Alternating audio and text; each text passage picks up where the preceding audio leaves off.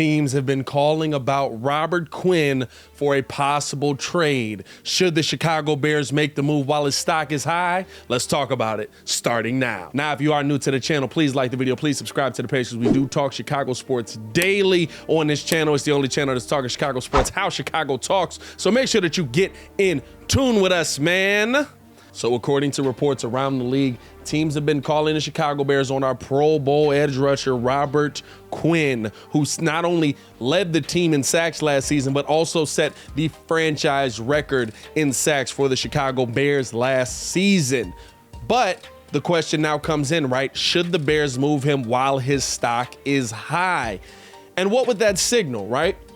And there's a couple of things that you have to evaluate in that situation. For me, one, if you move Quinn, right, you're essentially saying that you don't want to have that older veteran presence on the team, the old guard kind of. Not to say that you don't want those impact players on your team, but you want to start fresh. You want to start new. You're literally trying to start from scratch. Maybe not a full rebuild, because you'd still have young guys like Roquan, Jalen Johnson, Eddie Jackson. Of course, Justin Fields is here, and on the offensive side, guys like that. But you're looking to go on the defensive side completely new, because you're going to get basically just draft capital back for Robert Quinn. And it's not a bad thing to say, right? I mean, his stock is high. It would be it would be better for you to get picks in this season, right? Because of how deep this draft is. Like I said in our earlier video, you never know what you're going to get next season. There's a lot of teams that would have loved to get a quarterback last season that aren't going to have the opportunity to go get that franchise guy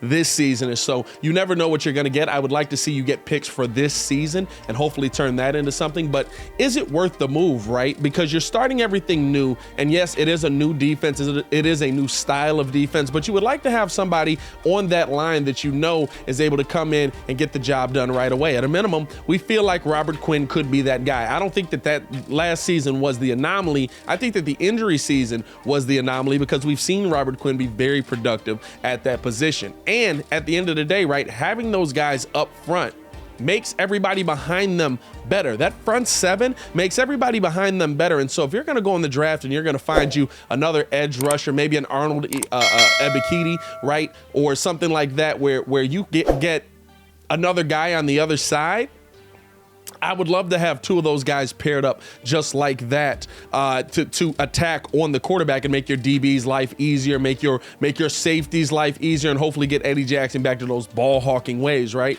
But I can see why you would make the move, because while Robert Quinn is not old, still young, 31 years of age, are you going to have a better opportunity than now to move him when he's coming off of a franchise record season, right? And this could be your best chance and his highest stock.